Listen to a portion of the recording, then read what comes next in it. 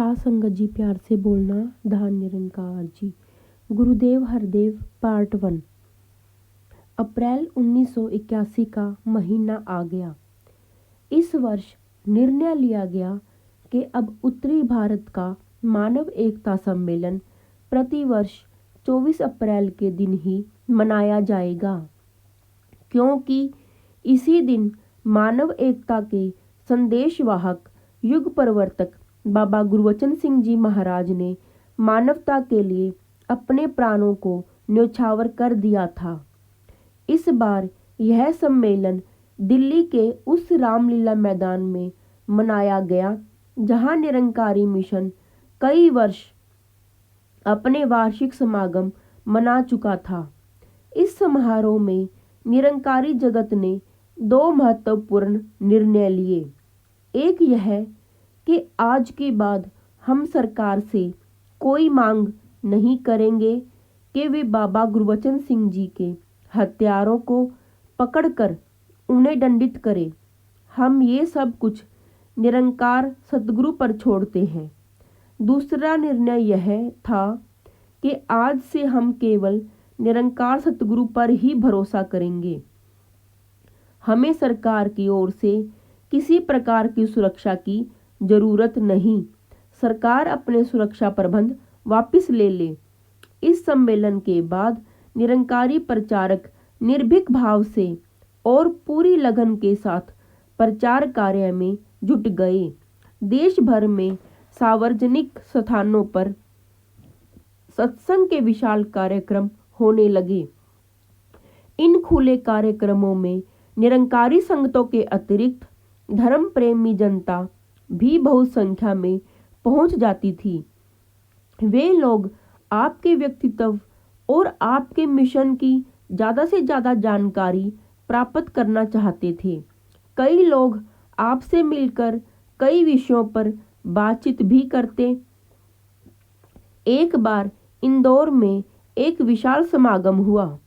इंदौर एक पौराणिक और धार्मिक नगर है। इसे मंदिरों का शहर कहना गलत ना होगा। इस समागम में स्थानीय धर्म प्रेमी महानुभाव भी बड़ी संख्या में आए हुए थे।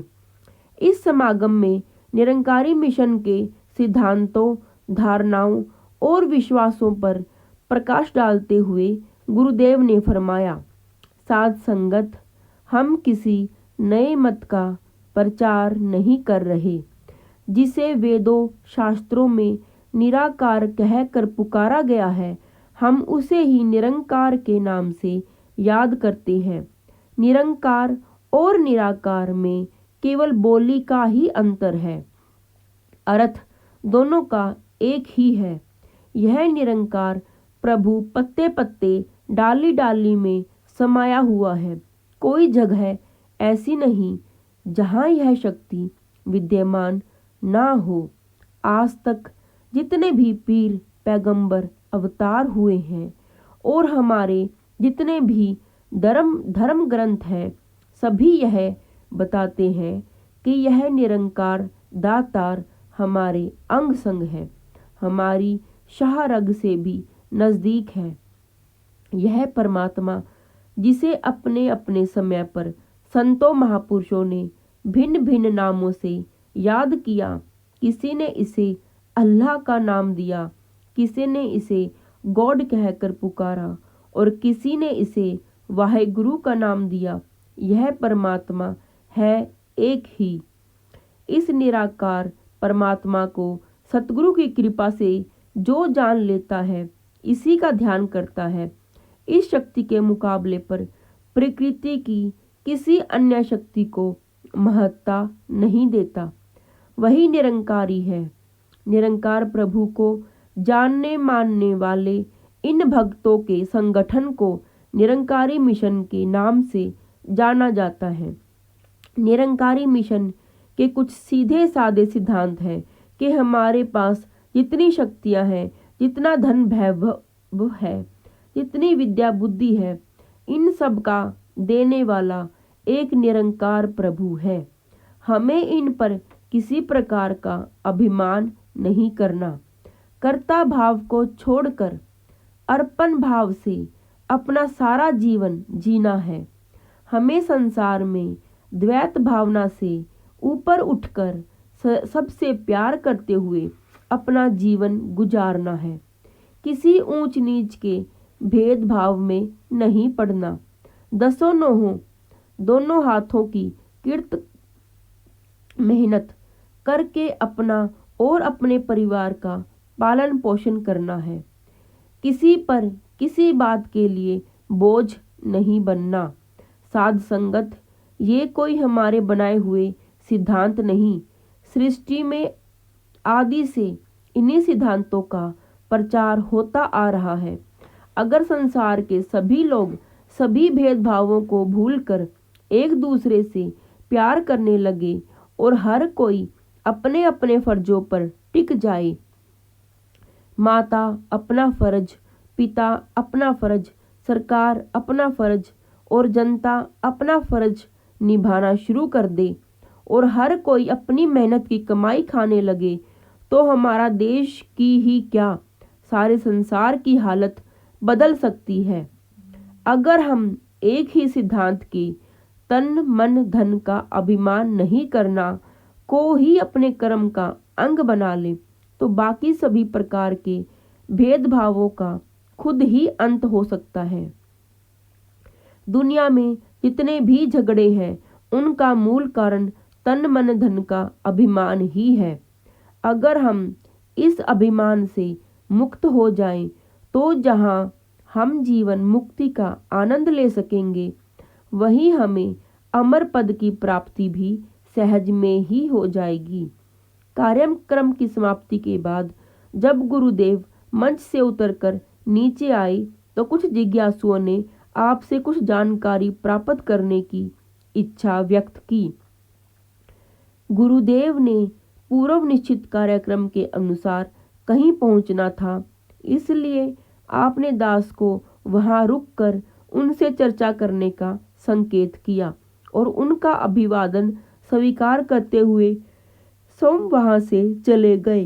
दास ने उन महानुभावों से बातचीत शुरू की। पूज्य बाबा जी के प्रवचन की प्रशंसा करने के बाद उनमें से एक सज्जन ने दास से पूछा, जब आप लोग भी उसी सत्य की चर्चा कर रहे हैं और उन्हीं सिद्धांतों का प्रचार कर रहे हैं जिनका वर्णन वेद आदि सत्य शास्त्रों अथवा धर्म ग्रंथों में किया गया है, तो आप अलग से एक नया नाम देकर एक और गुट को क्यों जन्म दे रहे हैं? हमारा देश तो पहले ही अनेक गुटों, संप्रदायों और टुकड़ों में बटा हुआ है। अभी वह सज्जन अपनी बात बड़ी मुश्किल से पूरी कर पाए थे कि एक दूसरे सज्जन कहने लगे, आपके बाबा ने तो कोई नई बात नहीं बताई। ऐसी बातों से तो हमारे उपनिषद और हमारी श्रुतियाँ स्मृतियाँ भरी पड़ी हैं। आपके बाबा ने कौन सी नई बात बताई, यह तो हम पहले से ही जानते हैं। इसी प्रकार एक सिंधी सज्जन ने भी कुछ इसी प्रकार की भावना व्यक्त करते हुए कहा कि हम तो पहले से ही यह बात हर रोज पढ़ते हैं। अव्वल अल्लाह नूर उपाया, कुदरत के सब बंदे, एक नूर ते सब जग उपजया, कौन भले को मंदे। ना कोई वैरी ना ही बेगाना, सकल संग हमको बन आई, कर्म करत होए निकामी, तिसको प्राप्त होत स्वामी, आप गवाइए ताशो पाइए। एक वयोवृद्ध सज्जन बोल उठे, आप लोग अपनी ही कहते जाएंगे या इनकी भी कुछ सुनेंगे? परिणामतः सबने एक स्वर में कहा कि श्रीमान जी, आप हमारी इन शंकाओं का निवारण करें।